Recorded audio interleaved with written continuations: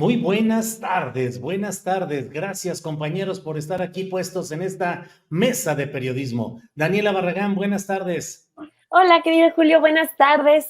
Buenas tardes a todos los que nos están viendo y un abrazo a Federico y Arturo. Pues vamos a arrancar ya con esta semanita.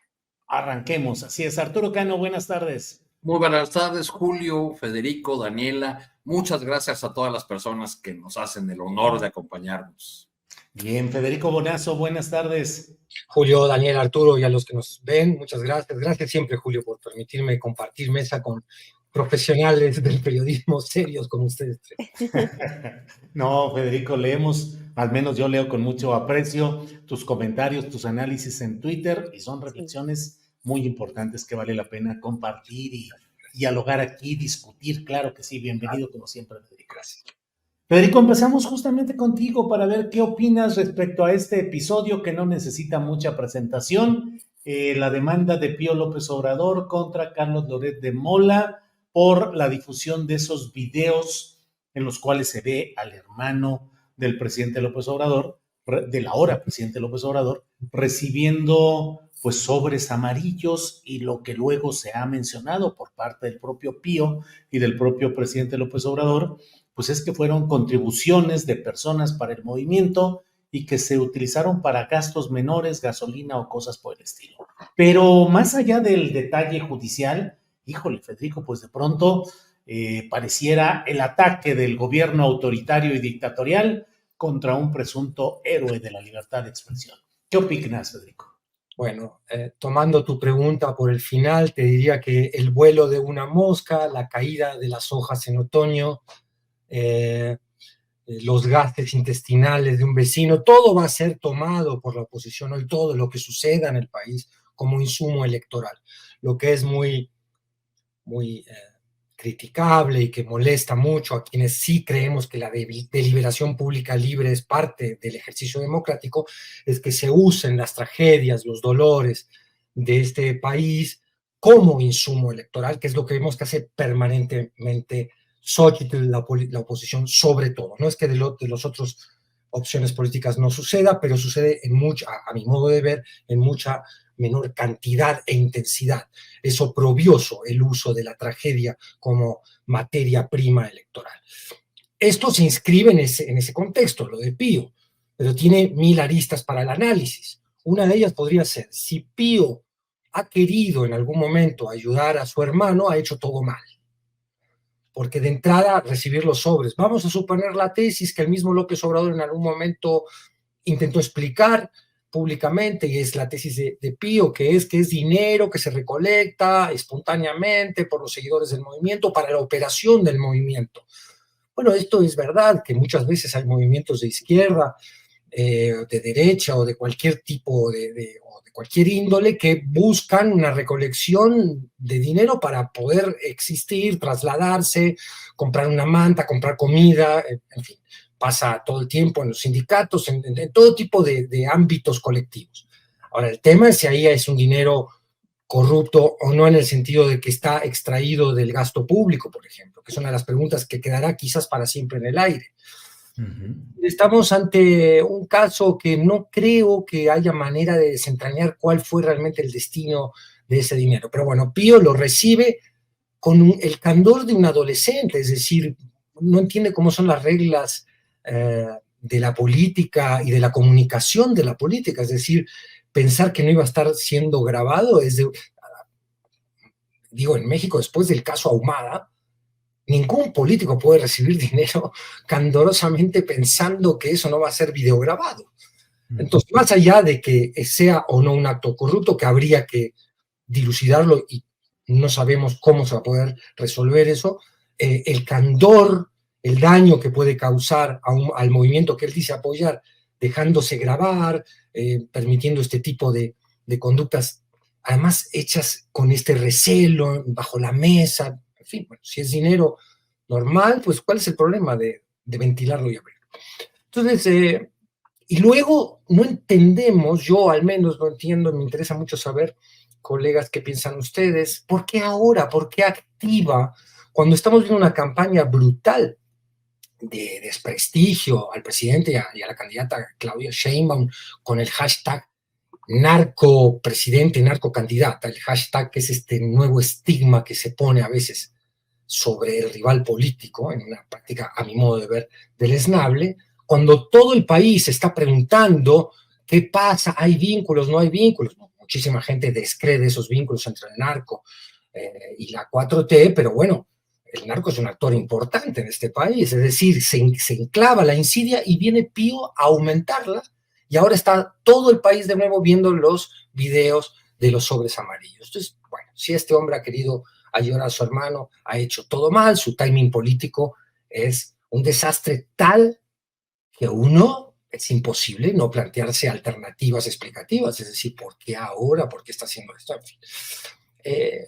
Nos lleva a otros temas, aquí termino mi intervención, pero sugiero que esto nos lleva a muchos temas muy interesantes, porque ahora Loret de Mola va y lo está haciendo, a decir que se está cancelando la libertad de expresión. Entonces, la discusión se traslada de que un tipo que ha sido victimario desde una plataforma que mucho más tiene de propaganda que de prensa, se convierte ahora en la víctima. Entonces, este juego es perverso y hay que entender, nos lleva a preguntarnos, tú le hiciste una entrevista a Fernando Buenabad, que como siempre Fernando es muy claro, pero es particularmente brillante estuvo, yo me acuerdo si fue ayer o antier, Julio, donde, hablaba de los límites de la libertad de expresión, no desde una concepción censora, por supuesto, pero sí desde una concepción de que la libertad de expresión puede ser, eso se me ocurrió a mí como reflexión al escucharlo, casi a veces enemiga de la libertad de expresión misma, porque ejercida como excusa, con la excusa de la libertad de expresión se diseminan calumnias,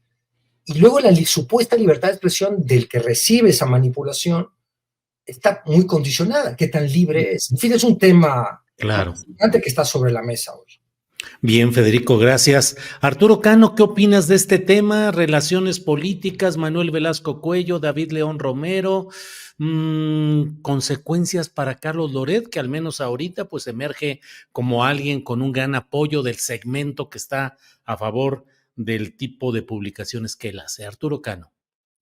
Pues hemos dicho muchas veces en esta mesa, Julio, que el poder elige a sus adversarios, y el presidente López Obrador eligió desde el principio de su sexenio a personajes como Loret de Mola.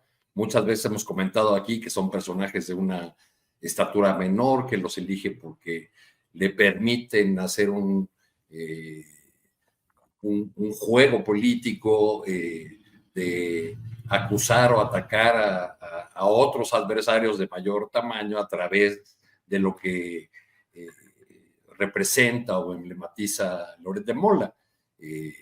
No sería la primera vez que una acción de personas del movimiento de la 4T logran con sus acciones, como en este caso, que sus adversarios se presenten como víctimas, ¿no? Pienso, por ejemplo, en el caso de Sandra Cuevas, ¿no? Que quizá creció más en términos de conocimiento entre la población y su figura política de alcaldía Cuauhtémoc a partir de los ataques que desde distintos flancos le lanzaban desde la 4T. Y en este caso lamentable, pues le permite a Loret de Mola, a su medio Latinos, que ha sido un persistente crítico del gobierno, pues hablar justo de dificultades o ataques a la libertad de expresión. A mí no se me puede quitar de la cabeza cuando pienso en este personaje, en Carlos Loret, aquel plantón del Frena en el Zócalo.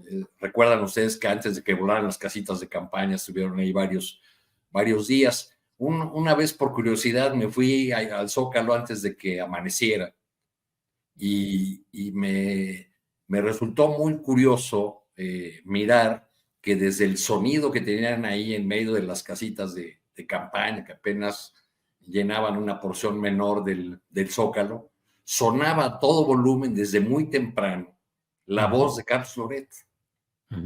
era el verdadero dirigente de la oposición y ya no un conductor de un medio de comunicación. Sí, bien, Arturo. Daniela Barragán, ¿qué opinas de este tema que desde luego toca nuestras fibras periodísticas y del tipo de periodismo que hacemos? Pero bueno, el hecho judicial, mediático y político, ahí está. ¿Qué opinas, Daniela? Bueno, primero, y sí coincido con parte en lo que señalaba Federico, en que en este caso Pío López Obrador, pues muy acertado no ha sido. Primero, también desconozco por qué otra vez sale en este momento, si se activó, si venía guardado desde hace ya algunos años, pero también pues despierta cierta suspicacia que en este periodo tan tenso previo al inicio de la elección presidencial, otra vez estemos hablando de todo esto, porque sí, el hecho de que se lleve un juicio entre un político y un periodista, independientemente de los nombres, te habla de que el hecho se reaviva, ¿no? Entonces, ya estamos leyendo, por ejemplo, hoy, ahora sigue entrando en personajes, a Loret, diciendo que Pío López Obrador no pudo desmentir ni una sola línea de su reportaje. Y del otro lado, pues ahora Pío López Obrador, que aunque ya también el presidente hoy de algún modo confirma que no se han visto durante años, lo que es una realidad es que Pío López Obrador sí tiene un papel activo dentro de Morena.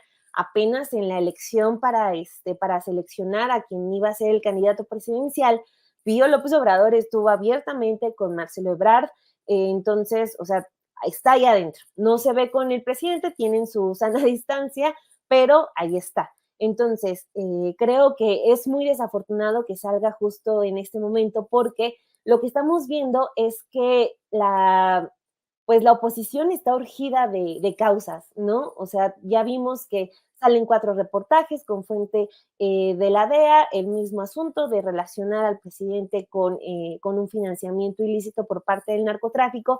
Se vuelve toda una campaña que ya se extendió casi 3 semanas, pero además también ya lo convirtieron en un eje de campaña presidencial, que es nada más y nada menos lo que ya adelantó el INE de los spots de Xóchitl Gálvez, que va a centrar su campaña en el tema de la inseguridad y todo lo que hemos estado comentando las últimas semanas. Ahora, por otro lado, también creo que cada persona tiene derecho a una legítima defensa sobre algo de lo que se sientan agravados, pero sí estamos hablando de que es un asunto político y yo creo que Pío López Obrador ya sabe que sí o sí debe ganar, porque si el caso resulta en su contra, no va a ser en contra de Pío López Obrador ni de David León, un personaje muy cercano a Manuel Velasco, ya lo comentabas ahorita, Julio, y muy oscuro, que al inicio de la administración de López Obrador le da un cargo importante, incluso al inicio de la pandemia le dio una responsabilidad importante, que ya después de publicados estos videos, mejor se fue a un rincón donde nadie lo viera. Ahorita justo estaba viendo qué es de David León y de él, pues hay poco ya después de estos videos. Pero regresando al punto, yo creo que Pío López ya evaluó qué va a pasar si pierde el caso, porque a lo que iba es que, o sea, no es que pierda Pío López Obrador.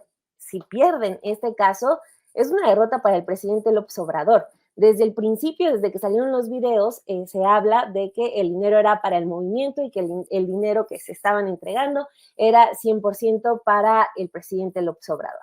Entonces, creo es muy desafortunado el sitio en el que pone Pío a Andrés Manuel, pero ahí está. Ahora ya es un caso que no puede perder, es un caso que también nos lleva a otro tema de pues ver qué papel van a jugar, por ejemplo, los jueces, porque si pierde Pío López Obrador, Loret va a decir que es víctima de un aparato de Estado y de que el presidente ya ordenó reprimirlo y va a ser una campaña a favor de Carlos Loret y como ya vemos que andan muy activos con la defensa de periodistas privilegiados, pues bueno, ya van a tener otra causa. Pero está, por ejemplo, también lo del pago, que es gigantesco, 200 millones de pesos le pide a Loret y otros 200, según él lo explica hoy en su columna, a latinos. Entonces, veo ahí perfectamente una campaña que sea lo que sea, va a ir en contra del presidente López Obrador y sobre todo que va a generar causas, que va a generar banderas y a falta de ideas, a falta de objetivos, a falta de, con la necesidad de tapar las incongruencias que tienen los políticos, pues bueno, ahorita en esta ocasión Pío López, creo yo, sí les pone en bandeja de plata ya el tema de la libertad de expresión, que hace una semana les funcionó muy bien. Entonces, tiene la opción de ganar y punto. A ver cómo le va. A ver cómo le va, Daniela. Sí. Bien, gracias. Federico Bonazo, pues está ya, hoy es miércoles, está ya en la inminencia, el arranque formal de las campañas presidenciales. Al fin, luego de toda esta etapa llena de vericuetos y de simulaciones y de precampañas, intercampañas y, en fin, todo esto. ¿Cómo ves lo que se viene? Claudia Sheinbaum tiene preparada una concentración en la Plaza de la Constitución, en el Zócalo, en la Ciudad de México. Xóchitl Gálvez estará en Fresnillo, Zacatecas, subrayando la cuestión del crimen organizado y la inseguridad pública. Y Álvarez Maínez va a estar en Magdalena de Quino, la cuna de Luis Donaldo Colosio Murrieta, el candidato presidencial asesinado en 1994. ¿Cómo ves? Oye, Julio, ¿no tienes la duda de cómo va a combinar Álvarez Maínez ahí en Magdalena de Quino aquello de veo un México con hambre de sed y justicia, con esto otro de veo un México fosfo? Sí, y veo un México de cervecita carta blanca y de no sé cuántas cosas, el chupitime en el que estaban. Sí, Arturo, así es. Federico, ¿cómo ves el tema? ¿Qué esperas? ¿Qué piensas? ¿Qué crees que puede suceder a partir de estos arranques de las campañas presidenciales, Federico? Vi con mucha atención las entrevistas de Claudia, porque bueno, el que les habla tiene una dualidad. Estoy aquí invitado para intentar analizar la realidad política y entonces ahí tengo que parapetarme dentro de la mayor objetividad posible y dejar la emoción en un costado. Pero yo también soy un activista de izquierda y para mí, por supuesto, no hay ninguna duda de que con todas sus falencias, deudas, la 4T es la opción de izquierda en este momento y por tanto quiero como ciudadano que le vaya bien a Claudia. Contaminado por esa emoción podría hacer una pequeña reflexión de que la vi muy bien, de que también soy muy exigente por eso mismo, porque valoro este proceso y la manera en que uno manifiesta el afecto o el compromiso con proyectos políticos, siempre la crítica, porque si los dejamos sueltos o nos convertimos en una opción autocomplaciente, pues perdemos muchas veces el rumbo. Yo vi a una Claudia que ha ganado muchísimo y este tour pequeño que hizo entrevistas ayer, que incluyó a López Dóriga, a Ciro, a los periodistas, a ver si tú la puedes entrevistar pronto, Julio, no sé si lo tengas pactado. Es muy interesante cómo tu tipo de periodismo puede confrontar a una Claudia que no logró ser confrontada demasiado, más bien la asusaron mucho con este argumento repetido que a mí ya me cansa, me parece profundamente ofensivo, de que dicen que eres una copia de López Obrador y entonces que eres un calco y por tanto, ¿dónde está tu sello político personal? Y, a ver, tú no puedes estar todo el tiempo como entrevistador, como periodista diciendo dicen qué. Bueno, ¿qué dices tú? ¿Qué le preguntas tú al entrevistado o candidata? Hay una falta de respeto, un desconocimiento del personaje y otras cosas peores. En fin, salió muy bien librada. Me pareció particularmente interesante la que dio con López Dóriga. Vi una candidata presidencial que yo, que la conozco de cuando era líder estudiantil, se ha transformado con el tiempo. Aquí una serenidad importante. Veo a un político, una política que se gobierna a sí misma, facultad fundamental, creo yo, para después intentar gobernar a los demás. La veo muy tranquila ante lo que será un intento de masacre por parte de la oposición. Le van a tirar de todo. No vino en esta primera ronda de entrevistas la agresión directa, pero la vamos a ver en los debates y la vamos a ver en las redes sociales. Por ese lado psicológico, de carisma, veo a una candidata muy firme, me gustó. Después hay que analizar el discurso. Muy brevemente puedo comentar al respecto, ahora sí ya más como análisis político. Yo creo que vimos la lógica estrategia de hablar de continuidad, sobre todo de continuidad de pensamiento. Me gusta mucho que ella hace un énfasis en los derechos y en la expansión y garantía de los derechos. Hay que ver después eso cómo se traduce en políticas públicas, en acciones puntuales de gobierno, pero por lo pronto veo a una Claudia que tiene una concepción con la que se debería identificar todo republicano, todo demócrata, que es, bueno, tenemos que seguir en una política de expansión y garantía de los derechos para toda la ciudadanía. Y después, claro, no se va a pelear con siquiera, por ejemplo, las iniciativas que ha mandado el presidente al Congreso, que son un posicionamiento político también interesante de analizar, porque ahí conviven las contradicciones, a mi modo de ver, de la 4T, o algunas de las contradicciones. Por ejemplo, para mí convive un atentado a los derechos humanos, como es la prisión preventiva oficiosa, con el derecho ciudadano al agua. Es decir, estoy completamente de acuerdo que el agua sea privilegiada para el uso doméstico y de la población antes que para la gran industria despilfarradora. Pero cuando ves esa convivencia con lo otro en materia penal, dices, bueno, a ver, ¿dónde me sitúo?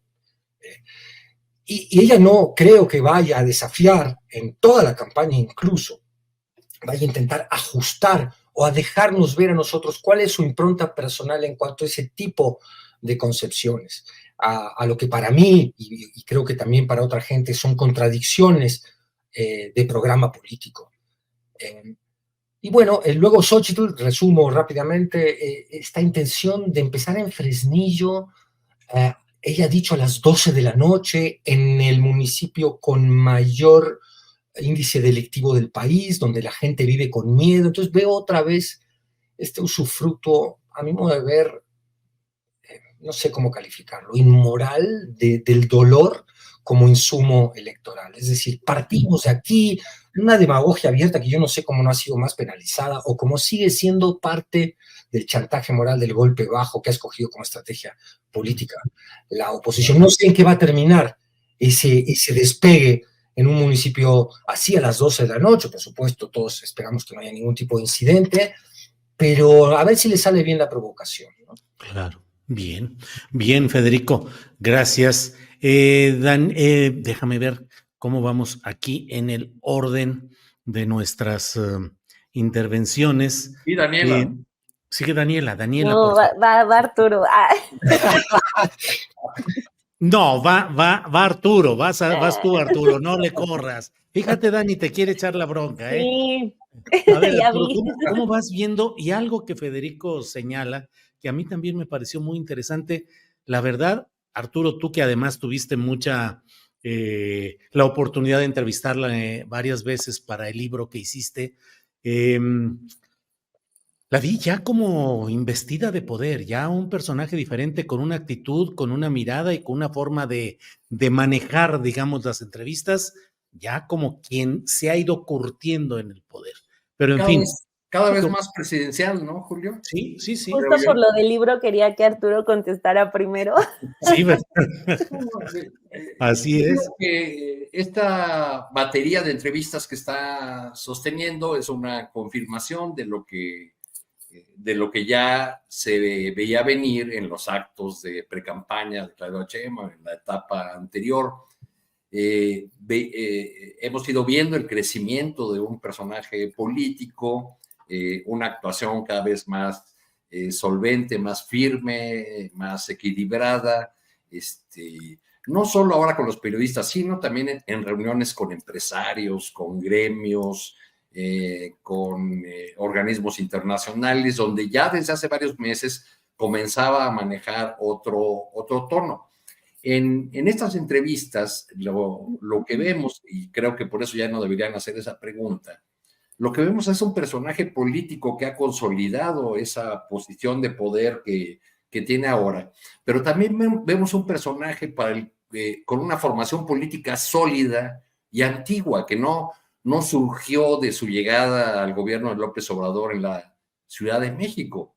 En alguna de las entrevistas a mí me dijo, en mi casa se hablaba de política en el desayuno, la comida y la cena. y se refería a sus tiempos de infancia incluso, ¿no? De escuchar a sus padres hablar del movimiento del 78, tener en su ir los domingos a la cárcel de Lecumberri a visitar a Raúl Álvarez Garín, convivir con la familia de Valentín Campa, y luego la formación juvenil en un grupo político, precisamente dirigido por Álvarez Garín, y la participación en el movimiento del Consejo Estudiantil Universitario.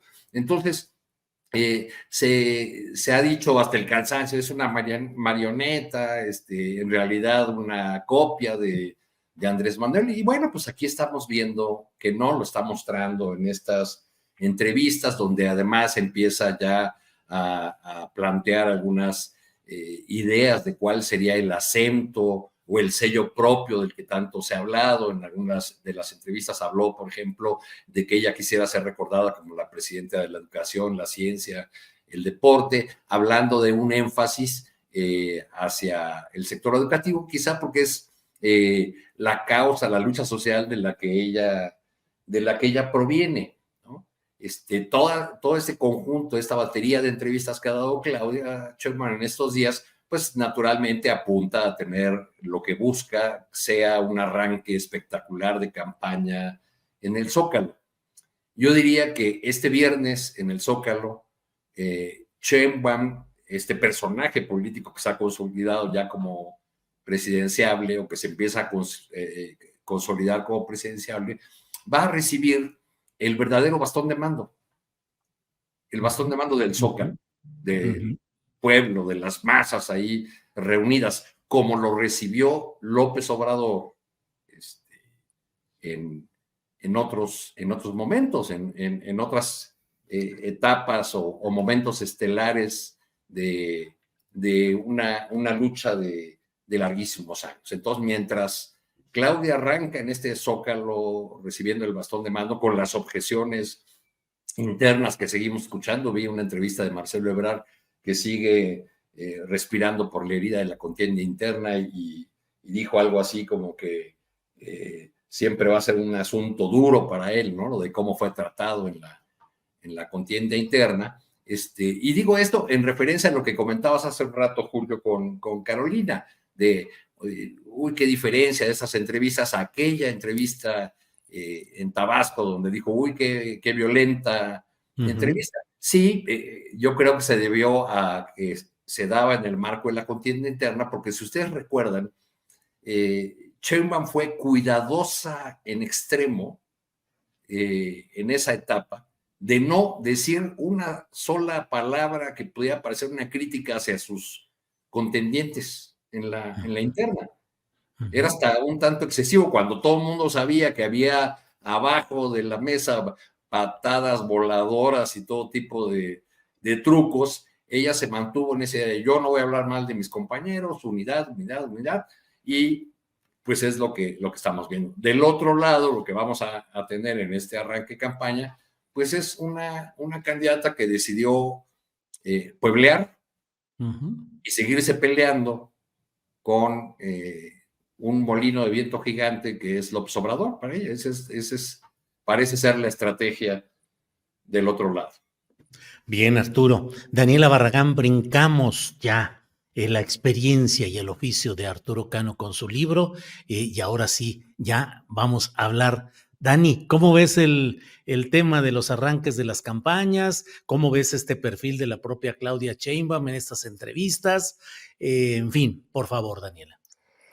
Bueno, primero creo que ahorita con los episodios que ya retomaba Arturo, por ejemplo, de esta entrevista en la que habla de que se sentía muy pesadas las preguntas, me estaba acordando, por ejemplo, también del video donde le está señalando con el dedo a Alfonso Durazo, y sí, creo que es algo muy recurrente que vamos a ver en esta campaña, porque va a ser muy difícil, y puedo atreverme a decir que para ambas, porque van a ser pues las primeras mujeres en ya aspirar al cargo de ser presidenta, porque sí hay mucha misoginia. O sea, en las entrevistas con Ciro y con López Dóriga, o sea, le están arrebatando la palabra, le dicen en su cara que va a ser una calca, también aplicándoles esta especie de mansplaining, que esta machiexplicación de cuando los hombres quieren sentirse siempre superiores y sabelotodos por encima de las mujeres, aunque sean sus iguales, o las mujeres tengan incluso más estudios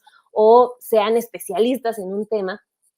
Creo que lo que vimos ayer es solo el inicio de lo que van a ver y de lo que van a pasar ambas, aunque también me gustaría hacer esa aclaración de que Xochitl le da entrevista a Ciro Gómez Leiva cada semana y Ciro jamás le ha dicho a Xochitl Gálvez de si ella es un títere de Claudia X González, ¿no? O sea, creo que ambas se van a enfrentar a un machismo, no solo de los medios de comunicación, sino pues de muchas otras áreas, pero al menos en los medios, Claudia creo que logró ponerse en una actitud que debe estar a la altura, porque hablaba de que va a ser muy difícil para ellas, porque a veces a una como mujer, o sea, si muestras un poquito de carácter, ya eres una enojona y ya eres una dictadora y ya eres la peor, ¿no? Pero si te muestras tranquila, eres sumisa y sin personalidad. Entonces vas como navegando en generar un equilibrio, pero apenas muestras un poquito de carácter y ya por eso vimos la foto de Claudia Sheinbaum con el dedo apuntando a Durazo,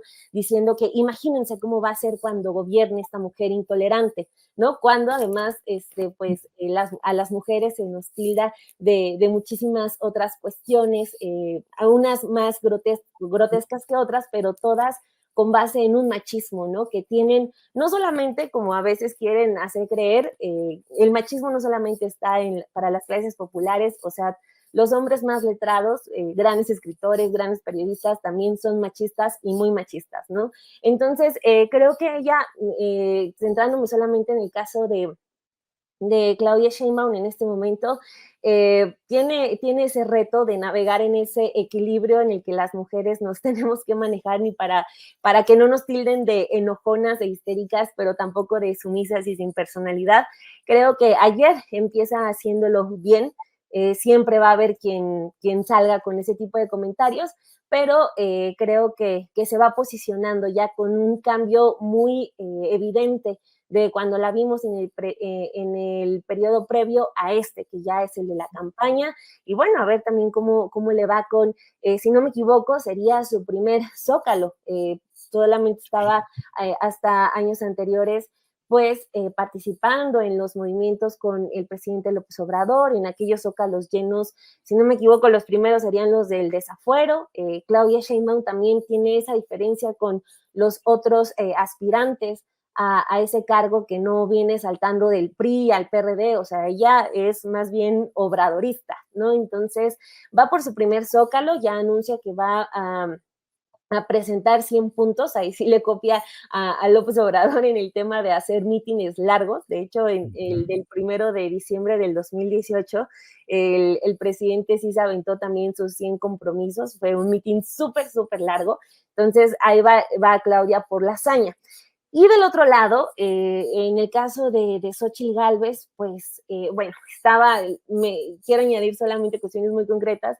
Me sorprende mucho que esté ya dispuesta a iniciar su campaña en Fresnillo, Zacatecas, porque pues, cuando fue senadora se llevó siempre muy bien con Monreal, ¿no? O sea, digo, Monreal es el intocable por Morena, pero también fue intocable por la oposición. O sea, ahí tenían a un cacique de Zacatecas para recriminarle lo que ellos han hecho, ellos refiriéndome a los Monreal como familia en Zacatecas, pero no, ahí llevaron la fiesta muy en paz, pero ahora que hay que empezar campaña y que el tema va a ser la inseguridad, ahí ahora sí ya se va a su marcha con veladoras.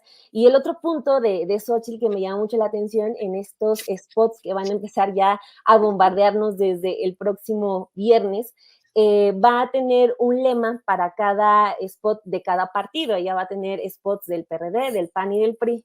Y me sorprendió mucho que el lema para los spots del PRI va a ser el PRI sí resuelve. O sea, lo que me parece, además de risible, pues también creo que es como considerar muy tonta a la población, porque decir que el PRI sí resuelve cuando nos estuvo gobernando 90 años y nos fue como nos fue, creo que sí es una bofetada para todos, pero pues ahí están las apuestas, hay que cargar con el PRI, ni modo. Xochitl tiene que cargar con Alito y con el PRI sí resuelve, aunque pues se va a morder la lengua bárbaro, así que a ver cómo les va. Mordidas de lengua, tacos de lengua. Daniela, gracias. Federico Bonazo, un punto que tiene desde luego la implicación electoral concreta que señala el presidente López Obrador es toda esta serie de acusaciones, señalamientos provenientes de agencias, específicamente la DEA, que han dado pie a publicaciones en las cuales se habla de financiamiento del crimen organizado, a las campañas de Andrés Manuel López Obrador.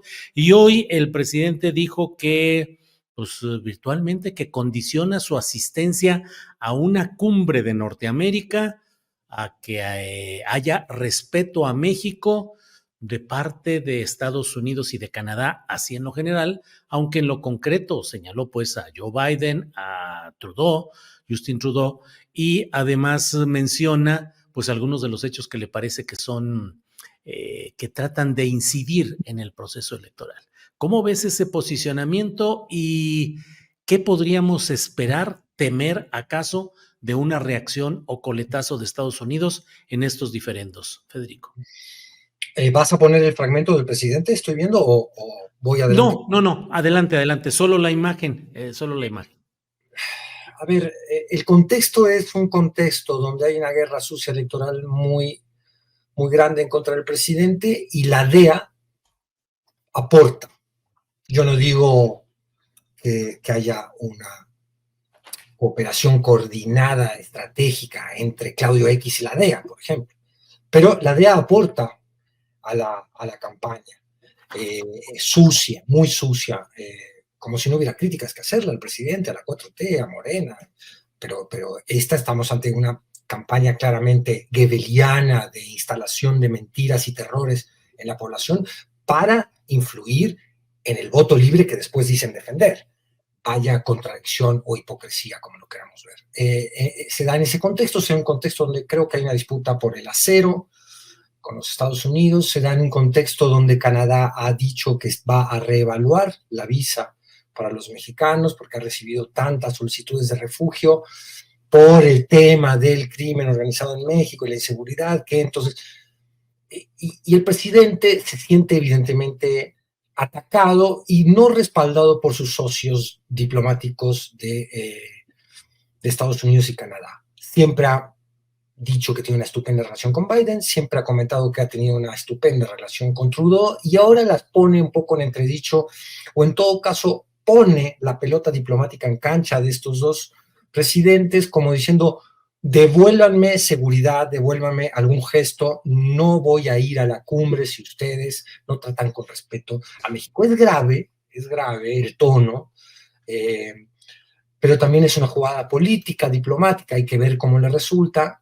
Hay que tener en cuenta que diplomáticamente Estados Unidos le ha dado muchas señales benignas en este ambiente y contexto que describíamos. Es decir, ha dicho no hay, explícitamente lo ha dicho el vocero de la Casa Blanca, lo ha dicho el Departamento de Estado, no hay en este momento, lo ha dicho Ken Salazar, es muy explícitamente en una ceremonia casi de exculpatoria o exoneradora de López Obrador y abonando a la mejor de las relaciones con Estados Unidos. Es decir, ha habido muchas señales, no sé qué otra señal quiere el presidente, entendiendo él y la mayoría de los que vemos la relación bilateral, que Estados Unidos no es un monobloque, ni toda la prensa estadounidense actúa en bloque, ni todo el gobierno estadounidense, y eso es importante señalarlo, actúa en bloque, es decir, hay varios estados dentro del estado norteamericano que actúan con agenda propia. La CIA es uno, la DEA es otro, y el encono, la pelea, las molestias que pueda tener la DEA con el gobierno de la 4T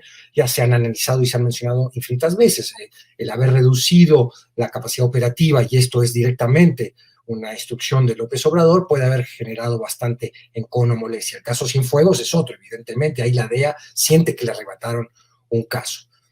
Poniendo todo esto con los asegúnes y paréntesis que corresponde siempre porque nadie puede tener el candor de que la DEA realmente está ahí solo para combatir el narcotráfico. La DEA es un instrumento injerencista, como también ha aprobado una serie de investigaciones muy serias al respecto. Entonces, bueno, llama la atención esta escalada, no quiero catalogarla como emocional del presidente, pero donde evidentemente él está muy molesto, muy enojado, y esa molestia pues quizás lo puede llevar a cometer acciones que son pasto en esta temporada electoral para la oposición, lo de revelar el teléfono de la...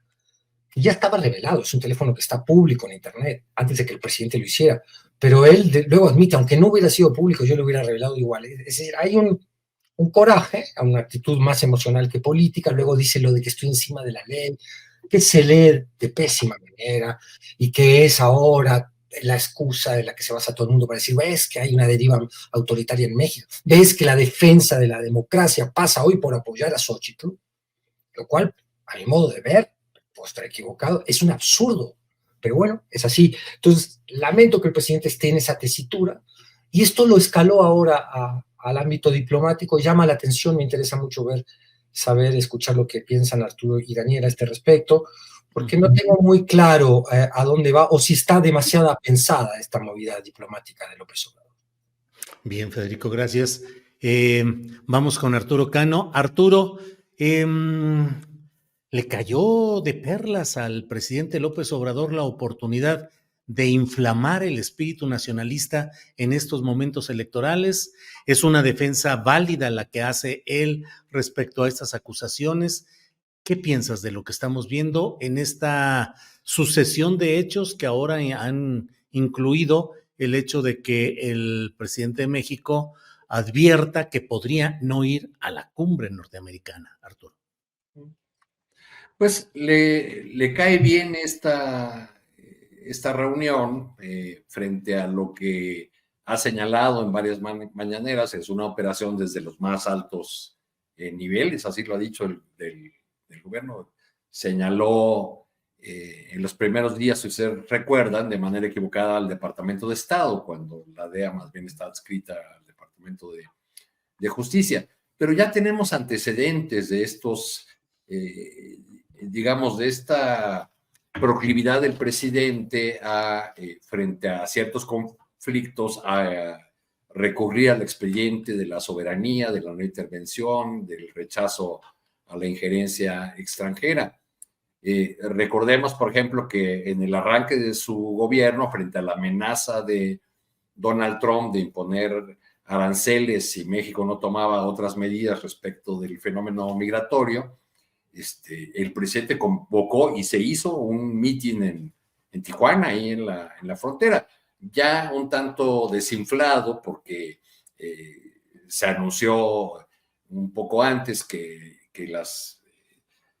la imposición de aranceles no iba a más, que se había llegado ahí a un acuerdo, y en 2022 el presidente no asistió, mandó en su representación al canciller Ebrard a la cumbre en Los Ángeles, en protesta por la exclusión de varios países, de Venezuela, Cuba y Nicaragua. Entonces, digamos, hay estos antecedentes que ahora tienen el componente de un señalamiento personal hacia el presidente, sus colaboradores y sus familiares, que no ha sido soltado por canales oficiales, porque por canales oficiales lo que hemos escuchado es tanto una declaración de la Casa Blanca como del embajador Ken Salazar, que expresamente convoca para dar ese mensaje. Creo que es un momento delicado en las relaciones, pero que puede quedar simplemente en otra disculpa. Ya veremos cómo se desenvuelve y si hay una escalada en términos, pues al menos declarativos, porque no hay ingredientes muy rudos en la disputa o en el trato cotidiano que solemos tener. Esos van a recear en cualquier momento, porque en cualquier momento el tema migratorio, sobre todo, se va a convertir en un asunto de la disputa o en la bandera principal de las dos fuerzas políticas que este mismo año tienen elección en Estados Unidos. Entonces, pues ya veremos a dónde llega estas expresiones del presidente sobre la defensa de la soberanía y el respeto al gobierno de México y al país entero. Bien, Arturo. Daniela, ¿cómo ves la postura del presidente López Obrador, que ha sido insistente y muy definida en rechazar primero? Recordemos que rechazó en algún momento la posibilidad de reunirse con la enviada, la comisionada del presidente Biden para Asuntos de México, que dijo que no se reuniría con ella porque no podía sentarse con alguien que considerara que él, el presidente de México, tenía relaciones o antecedentes de asuntos de crimen organizado. Luego vino la llamada del propio Biden y se hizo la reunión, en fin, pero ahí está cabalgando en ese terreno el presidente López Obrador. ¿Cómo lo ves, Daniela? Sí, ya tenemos antecedentes y como bien lo señalabas, Julio, está, por ejemplo, también hace, si no me equivoco, unos 2 años cuando se generó todo un escándalo porque el presidente dijo que no iba a asistir a la Cumbre de las Américas porque no estaban invitando realmente a todos los países, ¿no? Con esta, pues sí, indicación de Estados Unidos, por decirlo de alguna manera, de no llevar a Venezuela, Nicaragua y a Cuba, ¿no? Entonces ahí también se enfrascó durante varias semanas en este asunto de no asistir a estos eventos que son, pues más que nada protocolarios, ¿no? Entonces, de eso ya hay antecedente, el presidente terminó no yendo y pues en ese momento no pasó a más y después ya vinieron Biden, Trudeau y se la pasaron muy bien según las imágenes que nos compartieron y trabajaron y generaron mesas de trabajo y cada quien se llevó su tarea.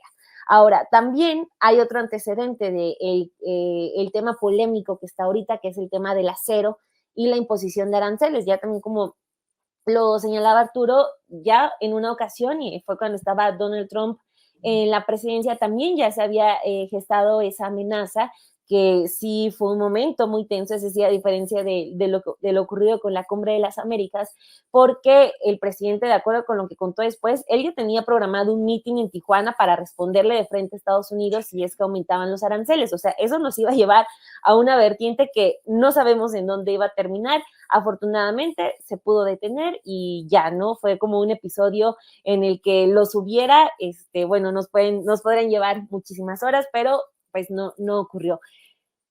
Yo estoy de acuerdo en que el presidente López Obrador establezca límites claros y creo porque también brinca mucho el hecho de que se le diga a Canadá y a Estados Unidos que México no va a ir a Quebec, porque creo que todavía hay mucho ese chip de que a Canadá no se le puede decir que no, y ojo con decirle que no a Estados Unidos, eso es impensable, porque venimos de una política servicial hacia esos dos países en un asunto de que si estamos bien con ellos va a estar todo bien, cuestión que creo ahorita ya podemos poner en duda. Entonces, creo que el presidente, por lo que ha pasado en las últimas semanas, que sí está un tanto conectado, está y hasta tiene incluso la obligación de poner límites claros. El golpe que se sufrió o sea, con la última publicación del New York Times, estamos hablando de 4 reportajes con la misma fuente en la que lo han colocado ya con la etiqueta de narcopresidente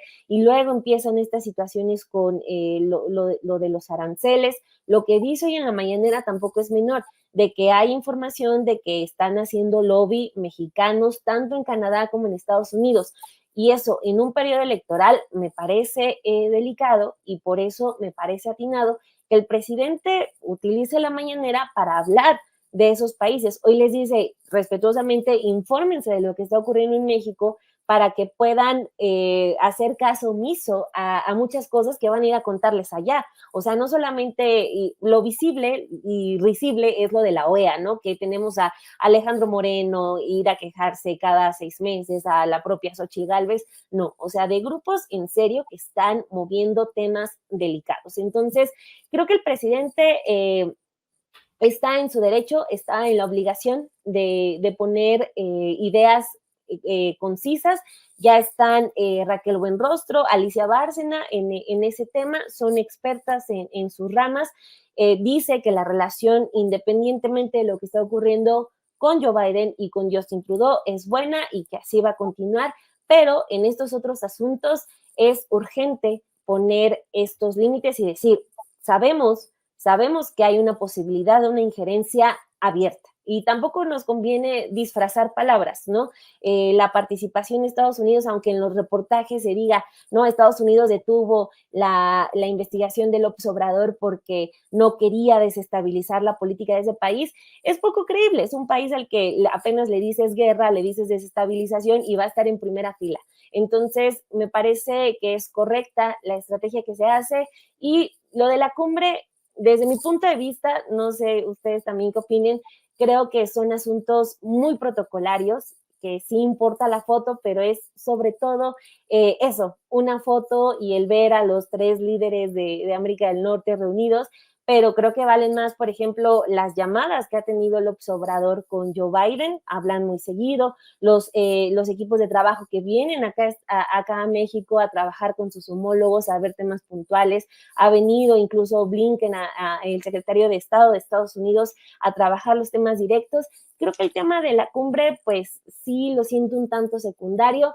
Lo otro es sustancial porque López Obrador ya se va, pero pues estos grupos que quieren movilizar, que quieren recuperar el poder que perdieron hace 6 años, no van a descansar en sus intentos para regresar. Entonces creo que es buena la estrategia. Bien, Daniela, gracias. Son las 2:51 p.m, estamos ya en el tramo final. Federico Bonazo, vamos a entrar al tema del postrecito, que ya sabes que aquí a veces son postres dulces y a veces postres amargos. En la parte final, por favor, Federico. Con mucho gusto. Yo haría un llamado que creo que casi que ni hace falta, pero lo hago igual, en el sentido que es una preocupación central que tengo, que es despertemos nuestra alerta, nuestro sistema de escepticismo como ciudadanos. Estamos ante un embate muy inescrupuloso, muy agresivo, de una oposición que tenemos como ejemplo a Calderón jugando también con la insidia, ¿no?